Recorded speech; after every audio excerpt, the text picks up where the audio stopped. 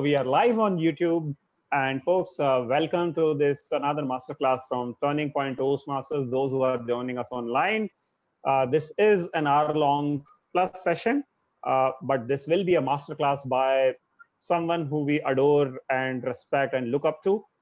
And this will be a masterclass for the very fundamentals of public speaking. So stay tuned at 1:30 sharp, and another 1 minute we'll start with the ground rules. Meanwhile, try switching on your videos, get a hot cup of coffee and a piece of paper and pen as well. It may be helpful for the session.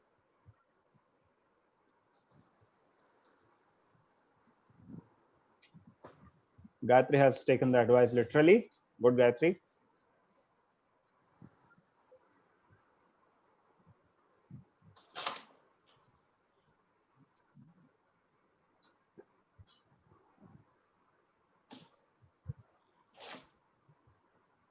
So now is the time, 1:30 p.m. and officially we are starting this session. Welcome everyone once again to this masterclass of Turning Point Toastmaster, Ethos, Pathos, and Logos.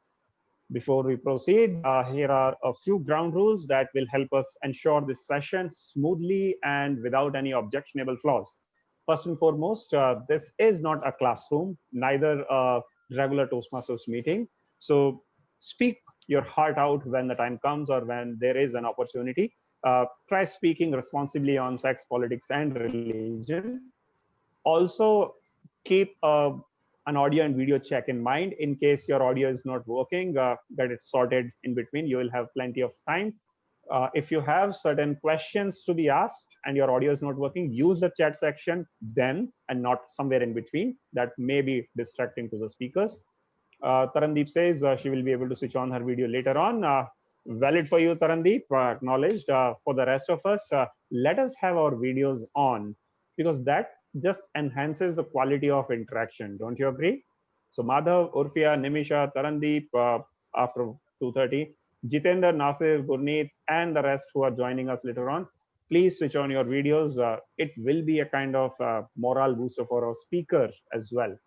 Last but not the least, there is a regular meeting which happens at Turning Point Toastmaster at Thursday, every Thursday, 6:45 p.m. onwards to somewhere about 9 p.m. We will post the link to register for that as well in the chat section. So do keep an eye out for it. For now is the time for us to hear from someone who is the epitome, someone who has been most seasoned speaker, as well as a truly international representative for Turning Point Toastmaster, as well as the entire District 41 community. He is going to talk about something which Socrates, if I am, or Aristotle, I am not sure, Aristotle, I guess, somewhere 2000 years ago, who shared the fundamentals of public speaking. It's all about ethos, pathos, and logos. What exactly it is? How can we tailor our speeches or content around it? To get that all in detail, please put your hands together and use the virtual as well as physical applause to welcome the speaker par excellence and the gurus of all gurus, DTM Rupinder Singh.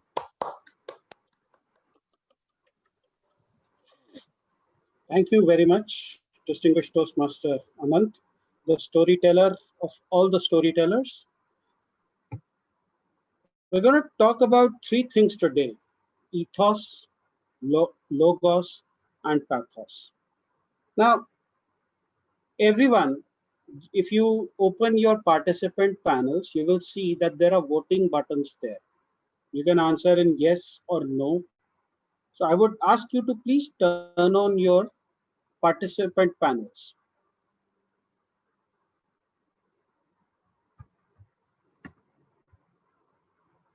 If you could turn on your participant panels. Everybody ready? Now I want you to answer either in yes or no. Okay. First situation. You have Anant Katyayani speaking about storytelling. Would you join that session, yes or no? I instantly saw a lot of yeses go up. Okay, I will clear the responses. Second, You are invited to listen to a free lecture from Barack Obama. Would you be interested in listening to him? Yes or no? Okay, Anant, I can tell you, you are more popular than Barack Obama because the responses, while they are almost equal in number, but there is one negative response, by the way. They did not come as fast as when I asked them if they want to hear you about storytelling. Great. I'm going to elaborate on this question a little more. You have been invited to a free session by Barack Obama on microbiology. Are you going to listen? Are you going to come or not? Okay, a lot of no's coming up straight away. Okay, let me clear the answers once again. And one last question. You've been invited to an inspirational talk by Simon Sinek. How many of you would go? Those of you who've heard of Simon Sinek, he, by the way, is an inspirational speaker. And when he speaks, people listen. So how many of you would go? Okay, great. Thank you.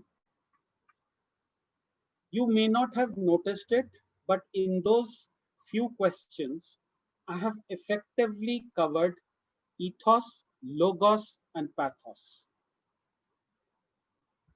So when I said that Anant and storytelling and a lot of yeses went up, a lot of hands went up, not one negative answer. I think there were only two people who were undecided. Probably they don't know Anant too well. Once they do know Anant, probably those answers will also be yes. In fact, definitely those answers will also be yes. But the point that I'm trying to make here is that moment I said Anant and storytelling, and a lot of us here straight away went up and said yes. Okay. What does that say about storytelling? Not much, but what does that say about Anant? Can somebody respond in the chat box, or can somebody unmute themselves and answer? What does that say about Anant? Anyone? Come on, come on, come on. What does that say about Anant? Yes, please. I think it tells that Anant is extremely good at what was being spoken about.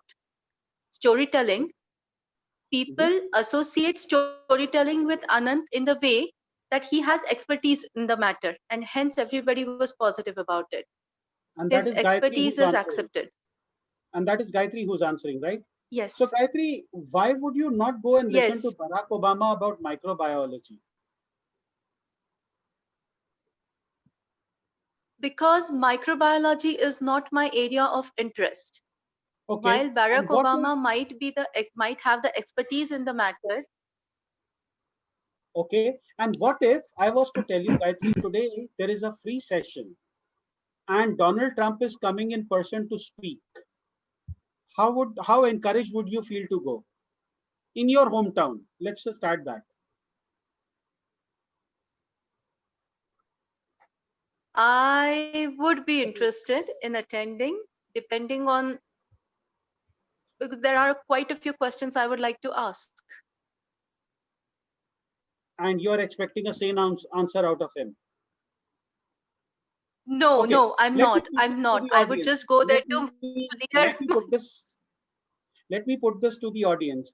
Audience, assume that Donald Trump is coming to speak maybe on world peace.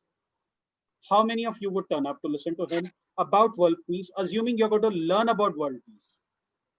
No, no, no, no.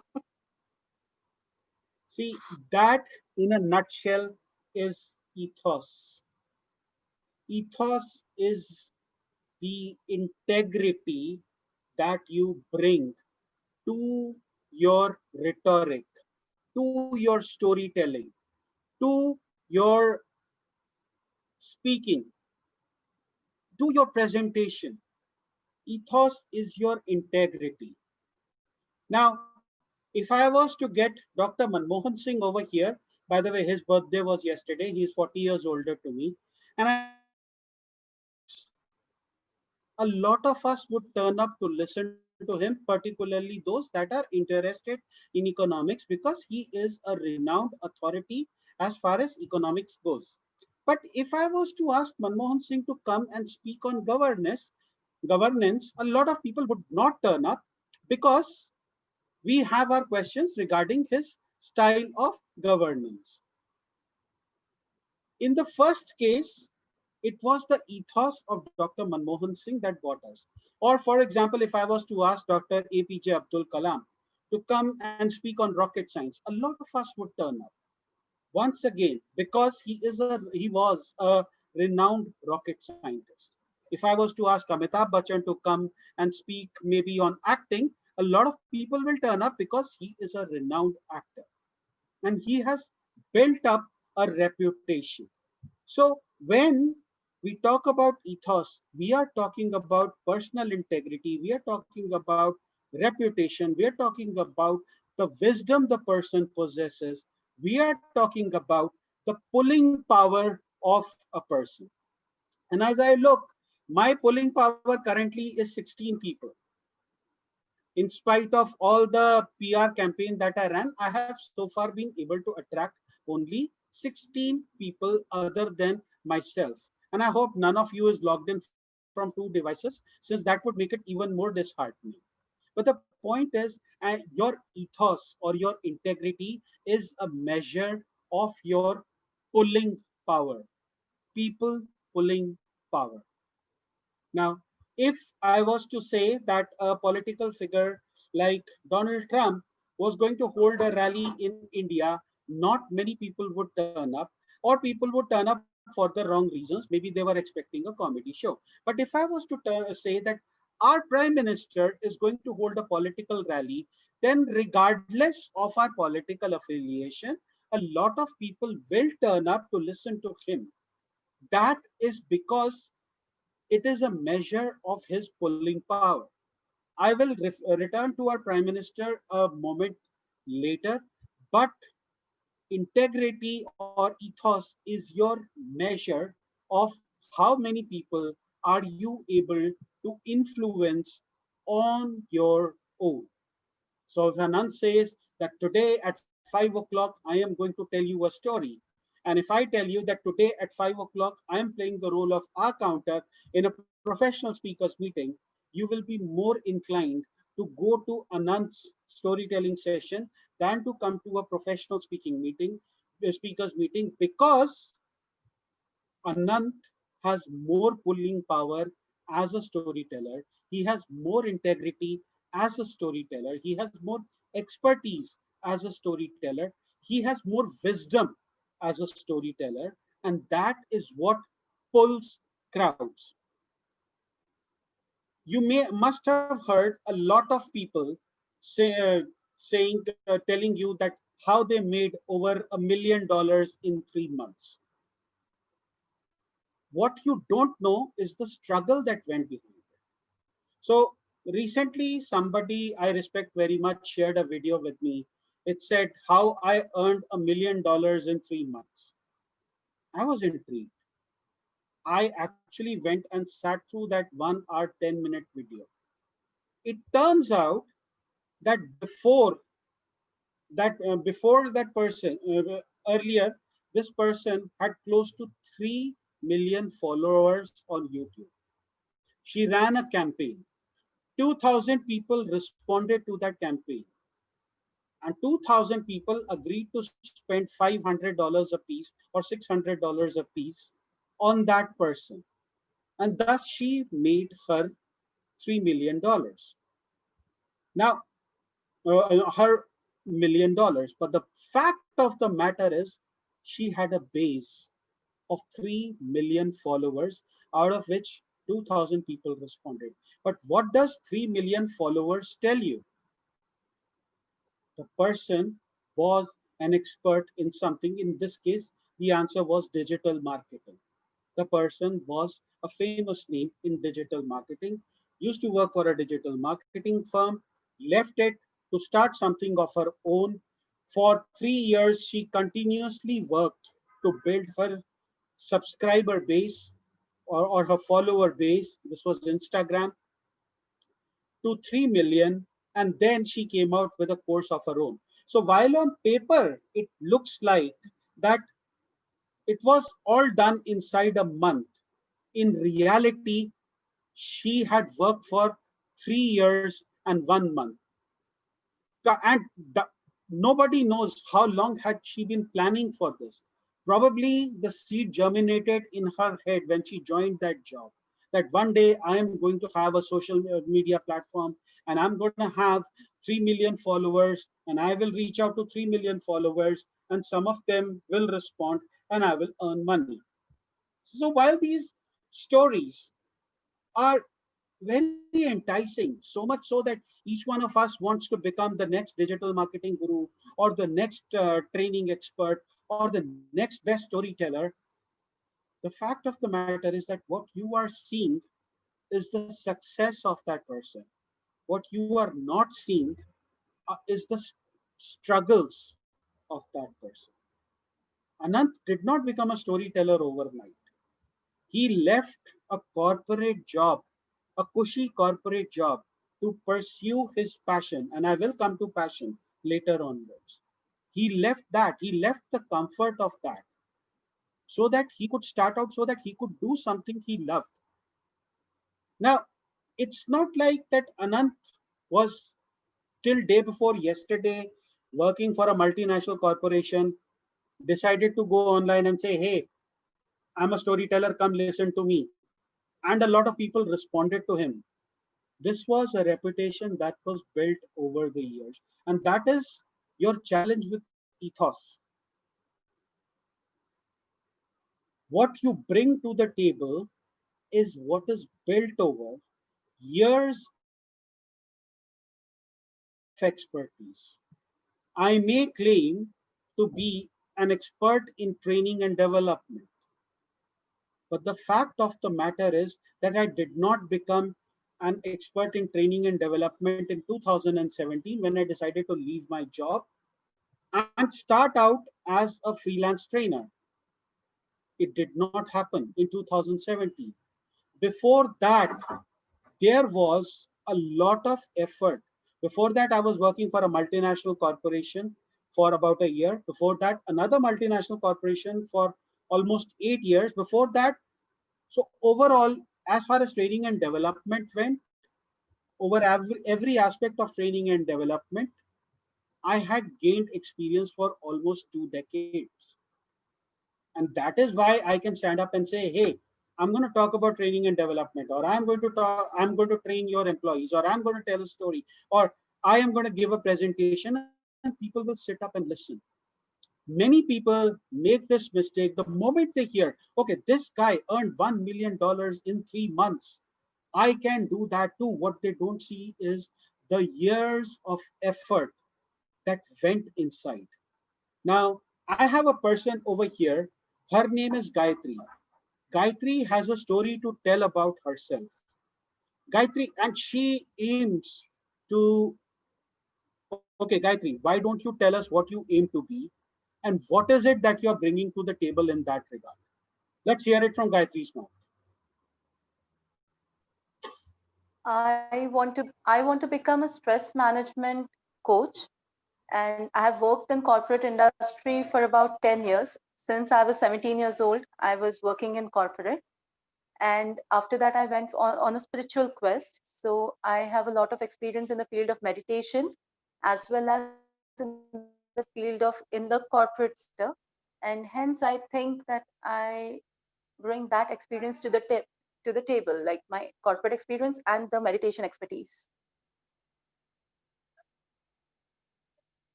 Okay, Gayatri, and what about the associated story with it? Can you elaborate on that? When you left your job? I left my job in January 2018. After that, I spent some time in Rishikesh on the banks of River Ganga, where I learned this art of meditation and I got expertise in it. After that, I spent some time in Vipassana Center in Igatpuri, the main center. And then I went on a spiritual journey, which was a 3,500 kilometers circumference around River Narmada, where I walked bare feet to get to feel that closeness with the nature, to feel that closeness with the Almighty. And that was a spiritual awakening for me. Okay. Having heard Gayatri's story and the fact that she is going into stress management coaching, how many of you right now would feel encouraged to attend a stress management session by Gayatri? Can you just respond with yes? 1, 2, 3, 4, 5. And Gayatri, see, that is your ethos. That is and there is Anant raising his hand. So I've got at least 7 people out of 18. Make that 8. 8 people out of 18 telling me, Gayatri, that if you were to conduct a stress management session, people would come and attend them. Okay. Note that I have not spoken anything about payment as of now, and let's not go there. But the fact of the matter is that on your personal integrity alone, upon hearing your story, people are able and willing to listen to you. And I've got some yeses from on the chat window as well. So that takes the score up to 12. And that, my friends, is ethos.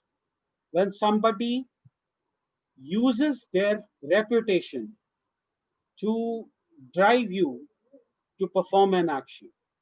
For example, if a Rahul Dravid was going to say that I'm going to open a coaching academy, in a cricket coaching academy in your city, people will flock over.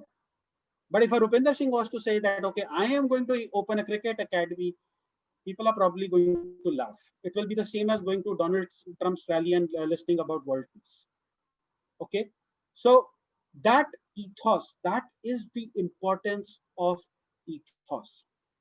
Next up, I will like to invite Anant Katyaini. Anant, can you tell me 3 and only 3 things that people need to know in order to become a good storyteller? Only 3 things. The 3 key things. Okay.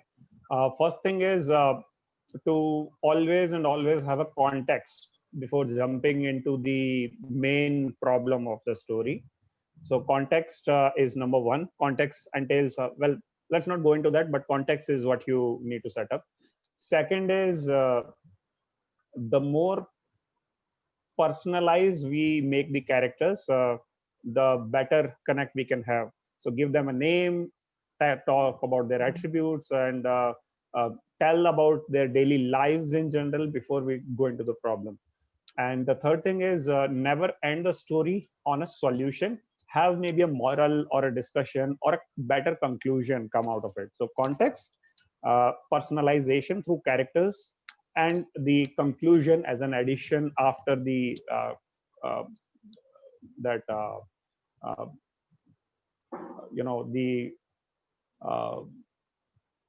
how do we end it? I mean, the conclusion is something more beyond the ending of the problem.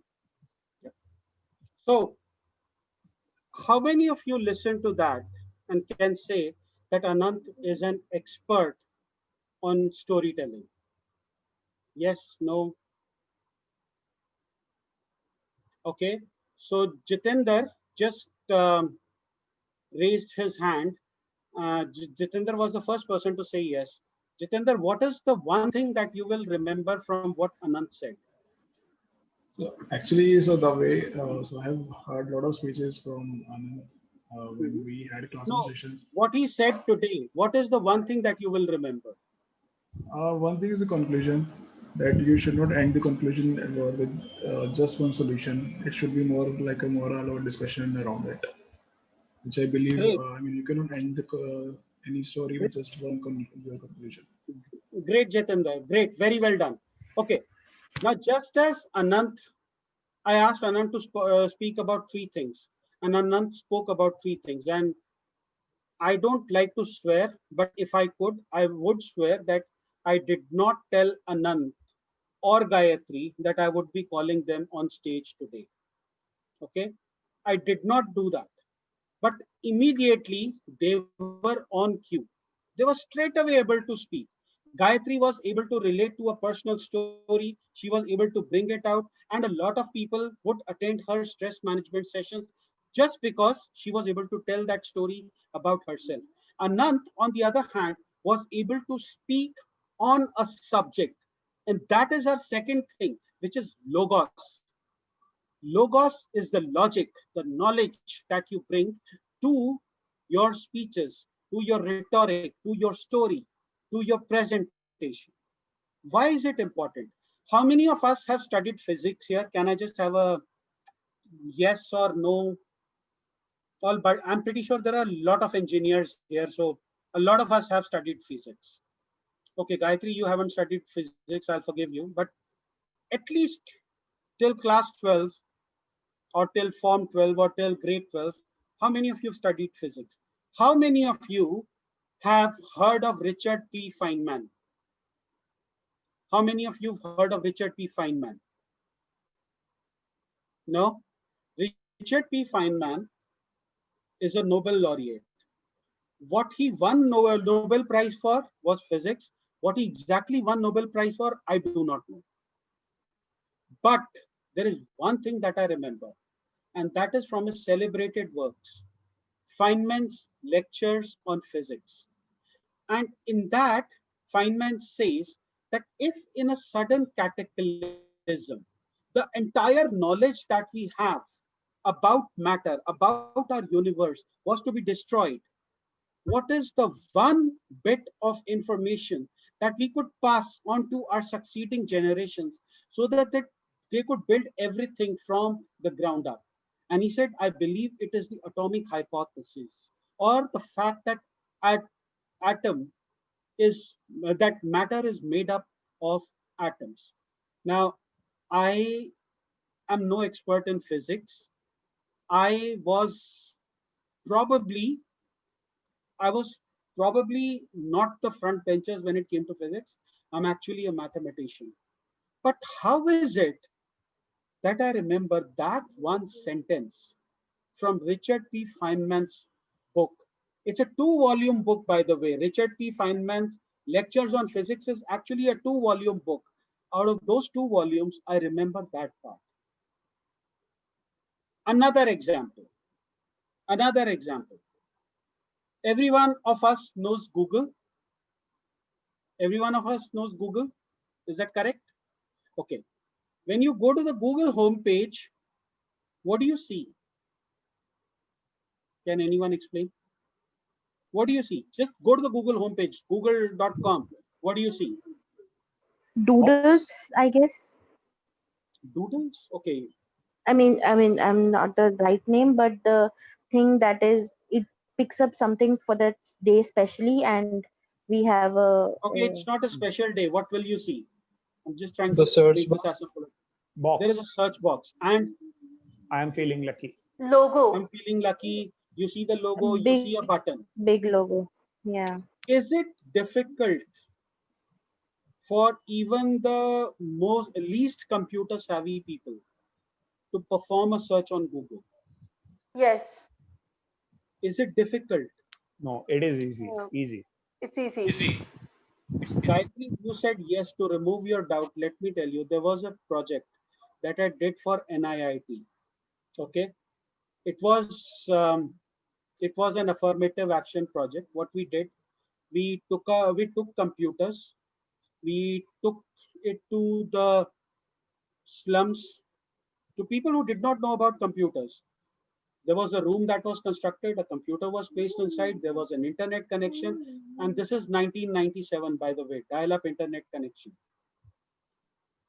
All we wanted to do, and there was a camera in the room, all we wanted to do was see how savvy people could get with computers.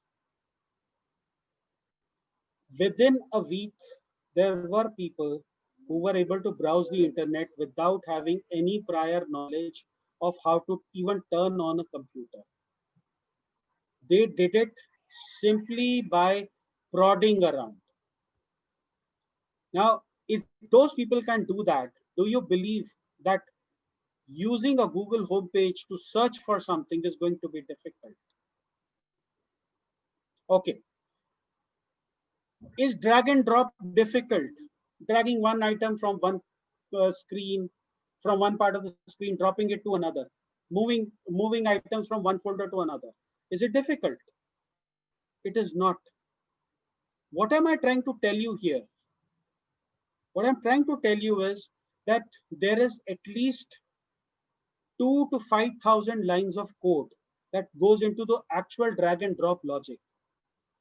Even as programmers, when we use on click and on mouse down events, there is programming code behind them that goes into 2 to 5,000 lines.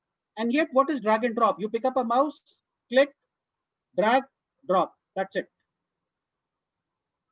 What is the Google homepage? I'm pretty sure that there is a lot of line of codes that have gone in to crawl millions and billions of web pages and get you those results. And yet all you do is what? Click, hit, enter your data, hit enter, go to the page you want. In fact, Google could be the only website, or the search engines could be the only website that do not want you to stay there. They want you to get your results and move on. Let's take the example of Anant. I asked him to tell 3 things, and he told me exactly 3 things. And not only did he tell me 3 things, he actually summarized those 3 things for me. Now, those of us who found storytelling difficult before this will find storytelling just a tad bit easier. Last week, Anant and I conducted a table topic session. A lot of you came in with the apprehension that you would not be able to do a table topic. But those of you who attended, you would have felt confident that, okay, if a moron like Rupinder can do it, I can definitely do it, right? But you walked away feeling better about table topics. You walked away better feeling about impromptu speaking. Those of you who attended, would that be a yes or a no? I don't know how many of you were there. Okay, Gayatri says yes. And Gayatri actually has utilized those table topics techniques that we've discussed in multiple clubs. The point that I'm trying to make is that logos does not mean that you possess a wealth of knowledge. Logos does not mean that you are a genius. Logos does not mean that you are only an expert. By that logic, Sheldon Cooper would possess immense amount of logos. Logos is you're an expert on something, you're a genius. But if an 8-year-old child asks you, you are able to explain it to an 8-year-old child. That is what is logos. That is why storytelling is such a sought after skill. Storytelling earlier used to happen at the feet of your grandparents or your parents. What did they do?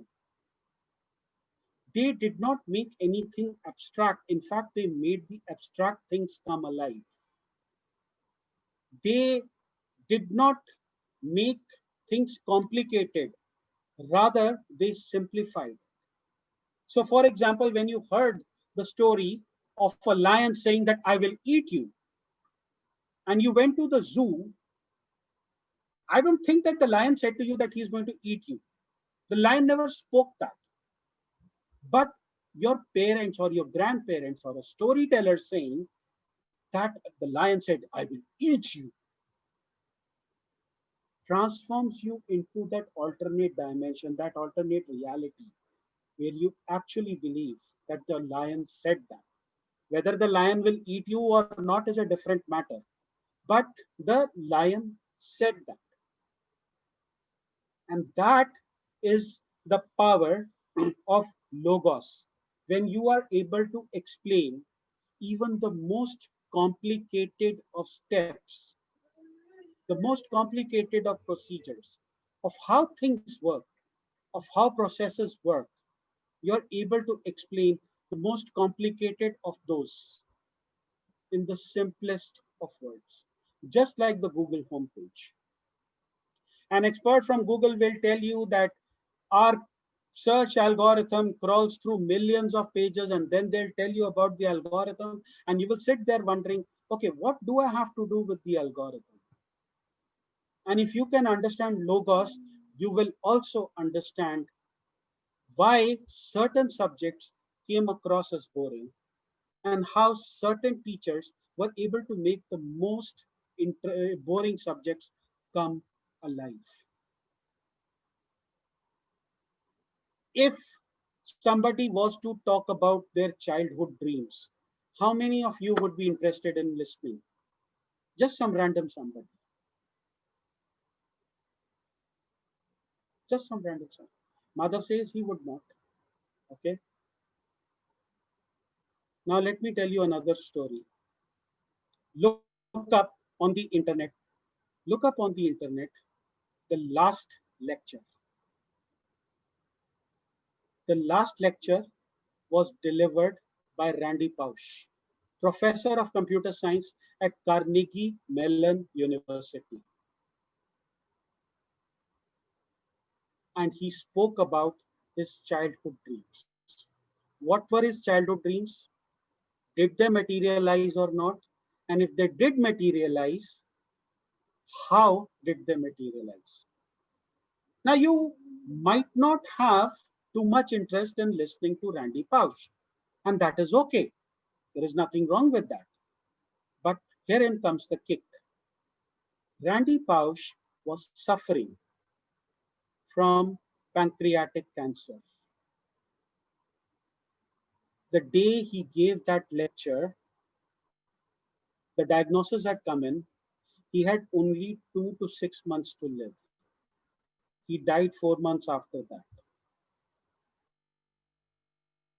Sit up and listen. Now, would you listen? By the way, that is one of the most internet. And if you get a chance to listen to it, do listen to it. It is one of the most inspirational of 100 minutes that you will ever spend on the internet. It's better than watching memes. It's better than watching those videos that claim that they were visited by aliens. But in this video, what is Randy Pausch doing? Randy Pausch is speaking about his childhood dreams. Normally, you would not be interested in someone's childhood dreams. About his aspirations. Normally, you would not be interested in somebody's aspirations and how he realized them. Normally, you would not be interested in that. But the moment you heard that this is a person who is dying of pancreatic cancer, and he is going to talk about his dreams, you extrapolated that to the fact that he is going to talk about his life. And suddenly you became interested. So is it ethos or is it logos? That is my question. Can I have some answers? Is it ethos or is it logos? In the chat box, please.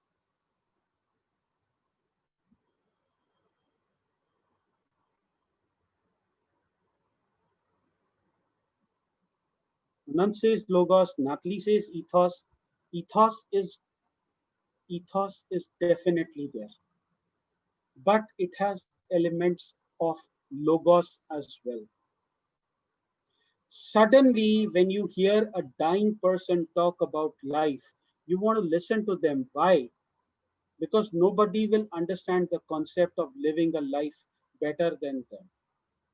We all live in this general assumption that tomorrow is another day. Ask a dying person that.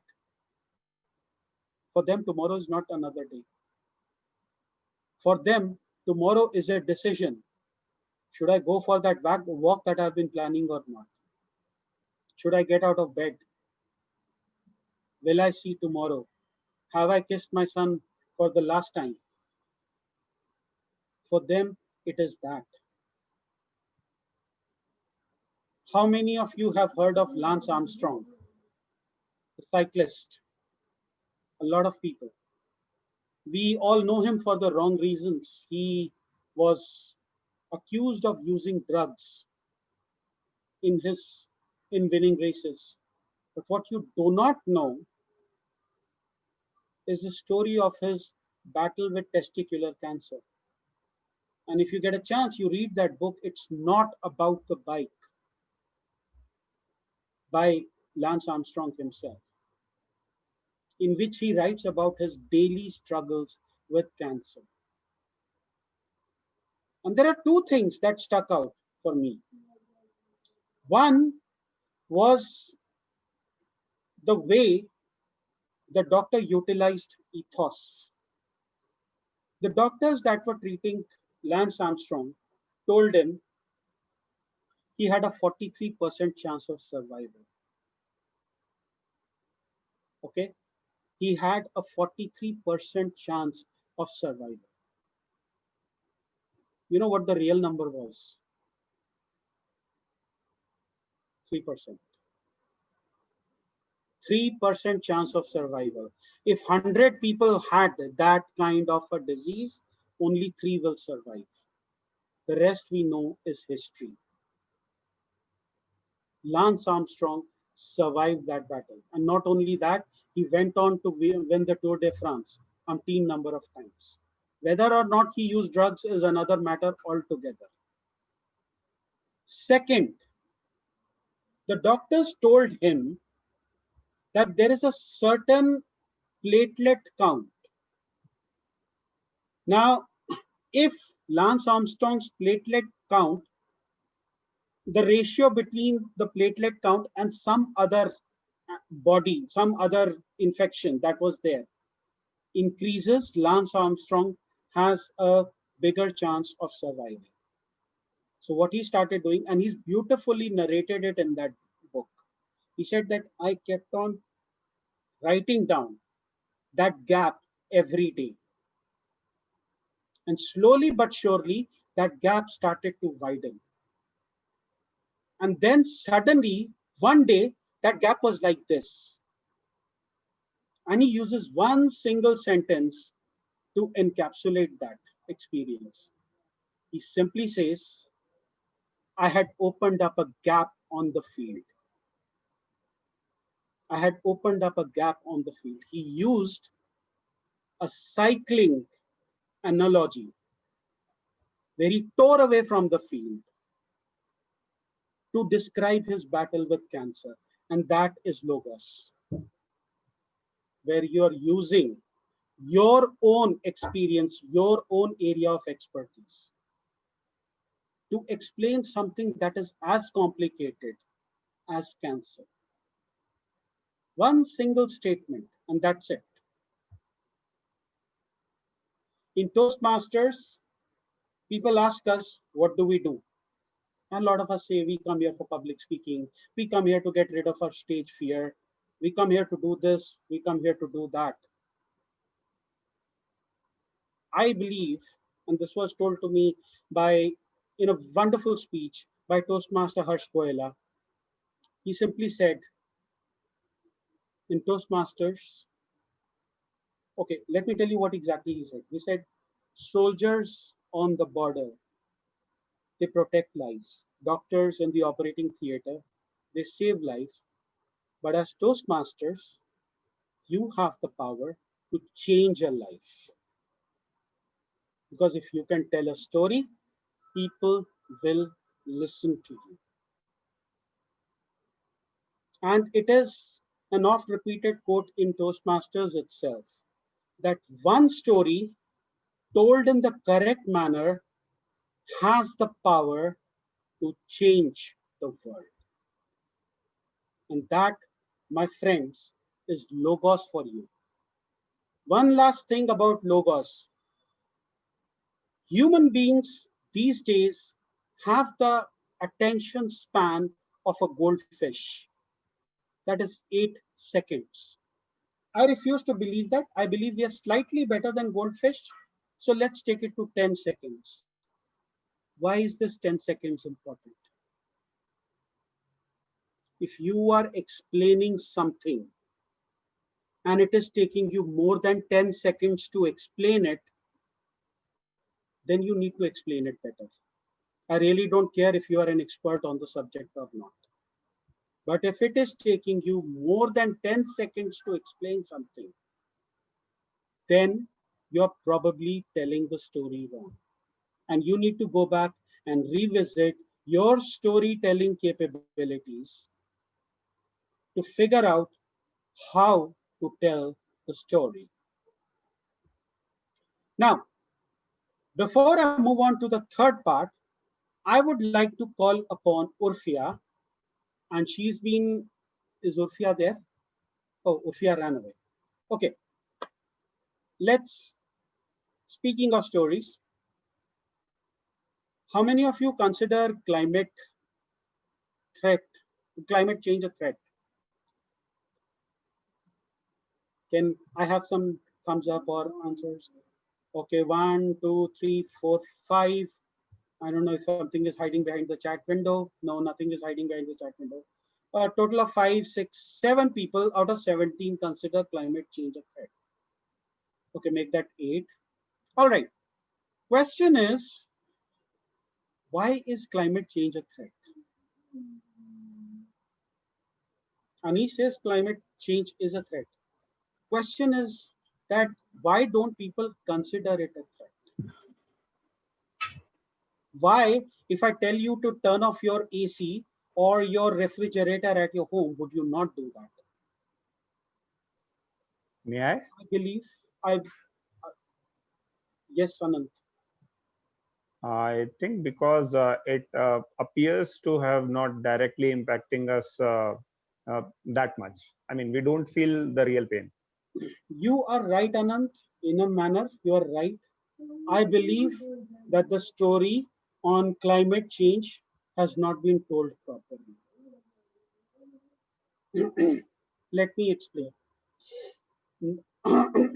Natalie, where are you from, if I may ask? Hello everyone. Hello everyone. I am from France and the West Indies. My island is Guadeloupe. Okay, great. For a moment, I thought that you were from Africa because our next story is coming from Africa. There is a lake there. It's called Lake Kivu. It is a large lake. It is 90 kilometers long and about 50 kilometers wide, and it's about 240 meters deep. About a million, or some estimates say 10 million people, let's go with 1 million, live along that lake. Their livelihood depends on that lake. Those 1 million people are going to die. Suddenly you'll wake up to the news that 1 million people in Africa living by the side of a lake have died. You will get that news. You know why? Because of the composition of that lake. The composition of the rocks is such that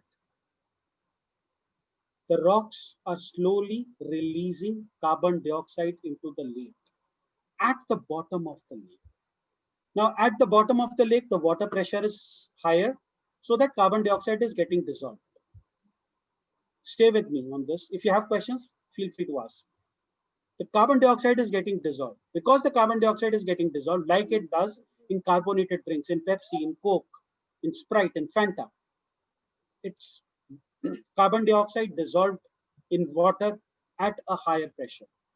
So it is there. That carbon dioxide is getting accumulated. A seismic event is going to occur. Maybe an earthquake, maybe a volcano eruption, which is going to disturb that balance. Now what is going to happen is that carbon dioxide is going to rise up. And as it rises up, the pressure decreases. And as the pressure decreases, carbon dioxide becomes less and less soluble. And just like when you open a Coke can and the cola fizzles out, oozes out, fizzes out, the same way when that carbon dioxide reaches the surface, that water is going to fizz out in the form of a giant tsunami. Do I have your attention now? Well, I've got your attention in the wrong place, because that tsunami is not going to kill anyone or many people.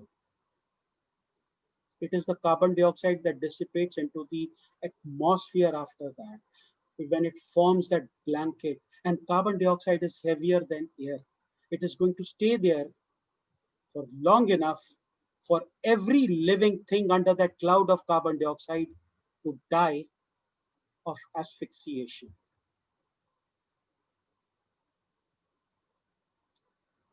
Did I tell you? Because somebody went to the respective authorities in United Nations, told them the story. And right now there are pumps installed inside that lake that are sifting out carbon dioxide in controlled quantities and releasing it into the atmosphere. Added side effect, methane is getting released, which is being used for energy sources. Do you know where Lake Kivu is? Do you know what are the two countries that surround Lake Kivu? One is Rwanda. It got over a civil war somewhere around 2000. The second one is Democratic Republic of Congo, where a civil war is still going on. A politically unstable region. Pirates reside there. Warlords have their own fiefdoms out there. You would not dream of going there and installing a pump like that, and yet somebody managed to. Somebody managed to tell them a story in which they said that, look, this area is in danger. 10 million people are going to die. And those pumps were installed despite all the hardships. No one has gone, and that's my opinion, no one has gone and told the story of climate change like the way it was told. I know it. I held 17 people riveted listening to me, 16 people riveted listening to me throughout the course of the story. I can only imagine how the story was told to those people in the United Nations. And that brings us to the third thing in storytelling, in rhetorics, and that is passion. Why did I bring up passion right now? Because passion is the most important part of storytelling. And you can ask Anant, you can ask any storyteller. They will tell you, if your story does not have passion, ethos and logos are going to do very little. The expert, the environmental expert who told that story, told it like an environmental expert in climate change. They did not tell it as a story. If it is not told as a story, it will not have an impact. Coming back to our Prime Minister, whatever your political affiliation, throw that out of the window. The thing is that when the man speaks, people listen. People listen. And what he does, he employs passion. And that is what is pathos. He employs passion. Another very famous Prime Minister in India was Atal Bihari Vajpayee. Now, he used to take a lot of pauses, possibly because as age progressed, he had difficulty in speaking. But when he spoke, it was full of passion. People listened to him solely because of passion. And where does passion come into picture? If you go to TED Talks, listen to the best of TED Talks. It is not about integrity. It is not about logic. I heard a TED Talk about astrology. about how planets and stars affect our position. And I'm a rationalist. I don't believe in it. I did not believe in that TED talk, but I listened to it purely because of the passion that woman evoked. She was able to create a model inside her head, and she replicated it inside the 2,500 people who were sitting there and about 1 million people who have watched her video. She was able to do that. That, my friends, is the power of passion. So what is important? Is it ethos? Is it logos, or is it pathos? My belief is that all three are important. Ethos represents you, what you bring to the table, and what the audience thinks of you. It is you. Logos represents your subject matter. That is, what is it that you have to offer? Why is it relevant for people to listen to you? Why, when we started this, 12 people were listening to me, and why there are 17 people listening to me right now, some of who have come in between when I was speaking. And pathos is the passion that you bring to the speech, and that is your audience. How many of them will get affected by you? How many of them will get affected by your message? How many of you will incorporate ethos, logos, and pathos in your speeches going forward as Toastmasters? How many of you are going to tell your stories using ethos, logos, and pathos?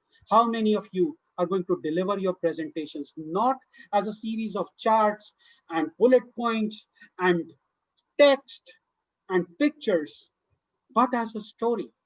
How many of you are going to do that? If out of these 17 people, even 2 of you decide that, okay, I am going to change the way I tell stories, I'm going to change the way that I deliver a presentation, I'm going to change the way that I indulge in explaining things, it will be a job well done on my part. I will consider it an achievement. Before I close, one last thing about pathos: successful speeches have more than 60% passion in their stories.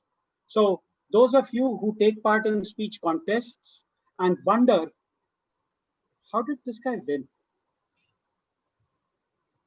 I can tell you one thing: the answer, most 90% of the time, the answer lies in passion. 90% of the time, the answer will lie in passion.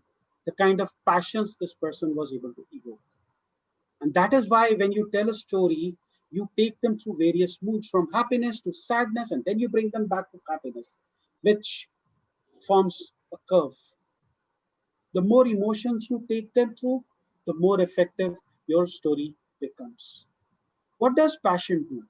If you say that right now I am sitting on top of Mount Everest and I'm delivering the speech, you will feel a chill run down your spine because you will be there with the user. If the user says that, look, I'm drowning, you will actually drown with the user. That is what is pathos. And pathos comes from the audience. And that completes the circle. So ethos comes from you, logos comes from your subject matter, and the pathos comes from the audience. If ever you tell a story or give a presentation, or you give an answer, or you are making an argument, and if you see your argument failing, and by the way, only you know that your argument is failing, my opinion does not matter, Anand's opinion does not matter, or Gayatri's opinion does not matter, anyone's opinion does not matter, you will know that your argument is failing. Look at one of these 3 things: ethos, logos, pathos. Somewhere you are failing in one of these 3. Somewhere your story was not able to establish you as an expert. It was not able to establish your integrity. Somewhere it was not able to establish you as knowledgeable. And somewhere it was not able to establish you as passionate. What happens if integrity is missing? you will see a lower attendance. What happens if logic is missing? You will see people leaving the room. What happens if passion is missing? People will stay for about the first 5 to 10 minutes, hoping that there is a twist in the tale, but then they will start to leave the room. And those are your indicators. That, my friends, is ethos, logos, and pathos for you. I hand it back to Anant. If you have any questions, I am happy to answer them. Anant, take it from here. Thank you so much, Rupinder. Folks, doesn't he deserve a thorough round of applause? Shower those applauds and accolades on him, because he has really simplified this entire jargonized world of ethos, logos, and pathos. I will have my own take with a small analogy that I could figure out while he was delivering this with so many examples. For me, it's all about your ethos will all about that consciousness, that soul inside you, which is your real identity, which is something credible, which is your life force. Materializing a physical body around it, that is your logos, or the logical structure that is tangible enough. But even a body without its own mannerisms, its own personalized habits, its way of speaking and emoting, that emotion, if missing, it's still a dead body. So a soul inside a body which is full of the ability to emote, that is your egos plus logos plus pathos. What if the ethos is missing? You have a body which emotes, but it doesn't have its own original identity. It's like a robot which emotes, or it's not believable. If logos is missing, it's a ghost dancing in front of me, but it's completely invisible to me as an audience. And if it's a body with a soul but not emoting enough, it's like a body lying on a hospital bed, as good as that to me as an audience. So this is how I can relate to it. Now is the time for us to ask a question, in case you have one, or tell at least one thing that you are going to take away from this session, because we believe in revisions most of all. I will go around the table one by one. Let's see if you have a question, or if not, then at least one thing that you would like to tell that you are going to take away. Let's start with Anish. Anish, are you there? Yes. Hi, Anant. How are you? Yes, Anish, I'm doing fine. Hope you like the session. Yes, it was quite insightful. And yes, I never knew about these three aspects of speech, such as those ethos, logos, and pathos. And thanks to Rupinder, I will be able to at least learn about it better and then incorporate it in my speeches going for further. Thank you, Anish, and hope you will pass on this learning to AIG Toastmaster, your brethren as well. Thank you so much for sharing that feedback.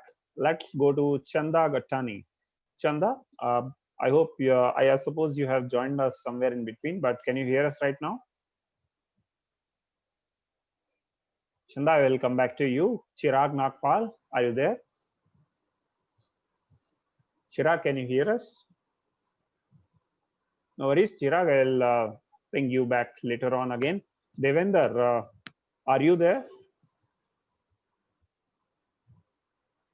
Devender, I'm spotlighting you, so please feel free to unmute yourself and share your feedback, or in case you have asked a question as well. Yeah, today's session was a very good session, because I understand what are ethos, what are logos, and what are pathos. And I will incorporate all this in my speeches, because I well understood why the audience will listen you. So it is our ethos which makes the audience attract towards us. Like if it is for me, suppose just as whenever there is a speech of Rupinder sir, I always be attracted to hear him. So it is now I am able to categorize that what is ethos, what is logos, and what is pathos. So it's a big learning, and I will incorporate all this in my speeches and categorize my speech into 3 parts, that how I am able to attract the audience, and what are the takeaways I'm going to give my audience. So it's really a big speech. And I have a one question because Please, please. I'm always struck in selecting the title. So what speech I am understanding today's scenario, how to integrate you and how to what are your subject matter and how to attract the audience. But whenever I have to select a title, I always remain confused. Okay, okay. Yeah. So Rupinder, so how to go about selecting the title as well? Spotlighting you. Very good way of selecting a title is first to ask, why are people listening to me? And what are they going to do after they listen to me? Okay. Okay. And that is the key thing, that when you're writing a speech, a lot of people miss out on why would they listen to you? What is your why that you're telling the speech? So from that, so people will listen to me because I am telling them a story about, and from there, you'll easily be able to find your title. And don't think that this title will not work or that title will not work. Just go with the title for now. You can always improve upon your title as you go along. okay, thank you. Okay, thank you, Rupinder. I have one answer to that question as well. If it helps, try my way. I restrict myself to explain to maybe a friend what my speech is going to be about. I cannot use more than 8 words. So if I can summarize my entire speech in 8 words, probably I will find my title from there itself. So it's a time-consuming exercise, but sometimes it helps. Okay, thank you.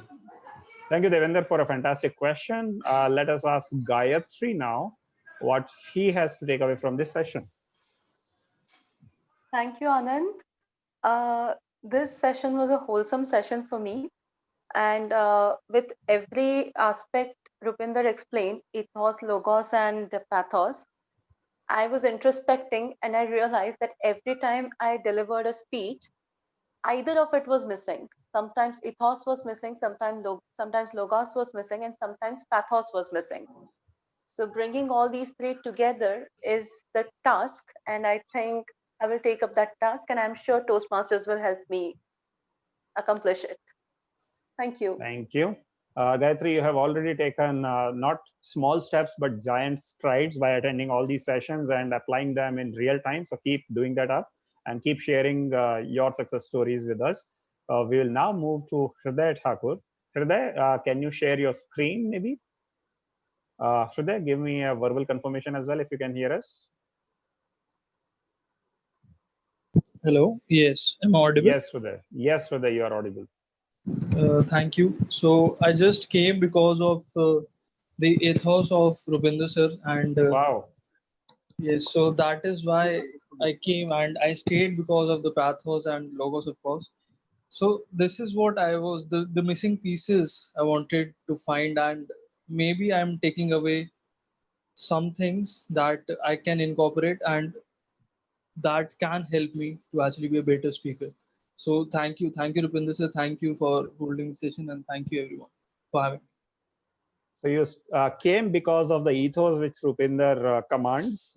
You stayed because of the logos, how he structures his content. What about pathos? Did you all, this question is to all, did you all feel connected and an exchange of ideas keep happening because of the way he was emoting and swiftly moving between examples, well, that's the pathos. Hriday, thank you so much for summarizing that entire session in a beautiful, practical way for us. Madhav, live from my hometown, Alwar, what do you have to take away from this session? Thank you, Anand. So it was a very nice session, and I think that these concepts of ethos, pathos, and logos, I would be like, apart from public speaking, I would be applying it to interacting in office or giving interviews and presentations. So it is relevant for that as well. So yeah, it was a very nice session. Thank you, Rupinder, and thank you for organizing these sessions. Thank you. Thank you to you as well, Madhav, for highlighting the real practical uses of these lessons that we are having through master presenters and speakers week after week. This is not just to be restricted within these four walls, but in real life out there. Thank you, Madhav. And if you are doing exactly that, you are destined to great success, my friend. Natalie, my friend from France and our regular patron, time now for you to share your learnings from the session. Thank you, Anand. Thank you for this fantastic session. I realize that I need to rebalance ethos, logos, pathos, because I put too much of pathos and logos. So well done, guys, because I will rebalance. So thank you very much for this session.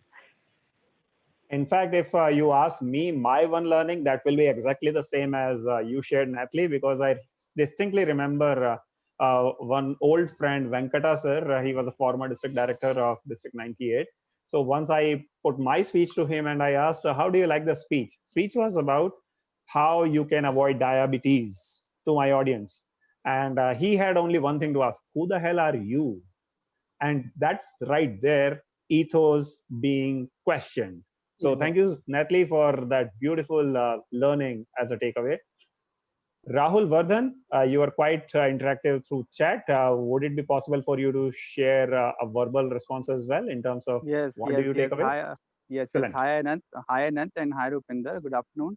So I would like to say that I'm grateful that I got the chance to attend this session, although I joined in the mid.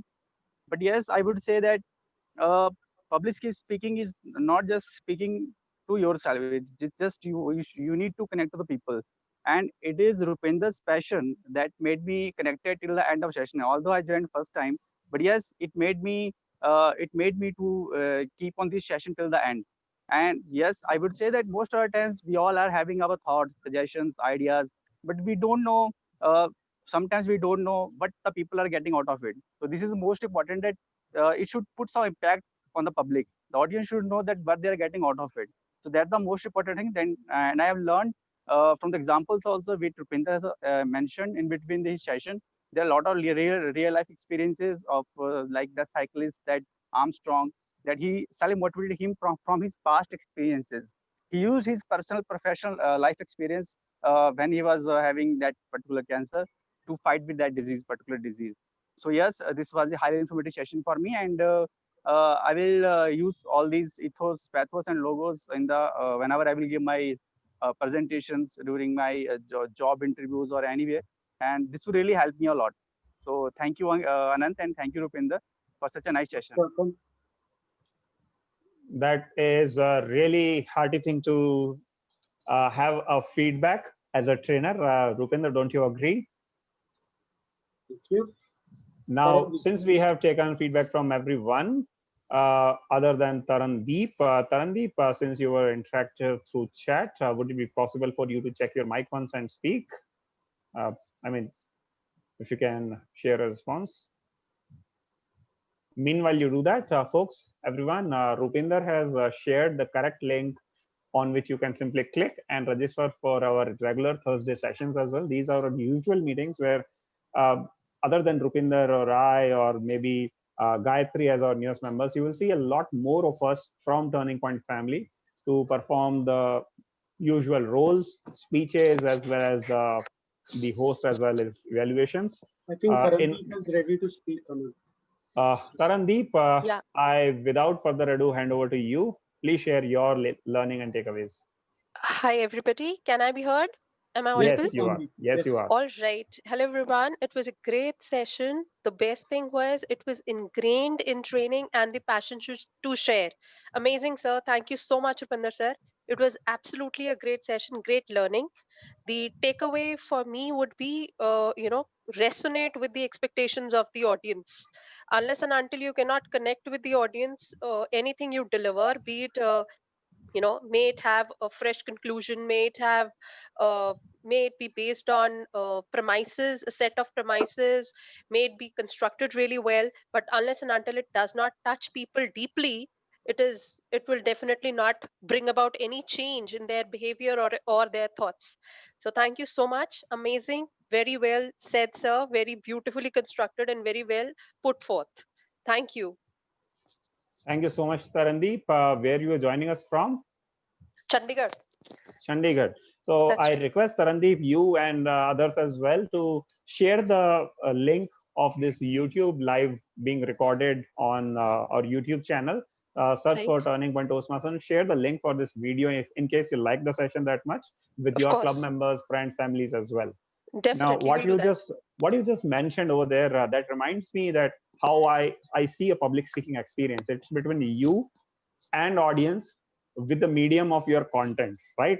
So Right. ethos is where you come from. Who the hell are you to speak about it?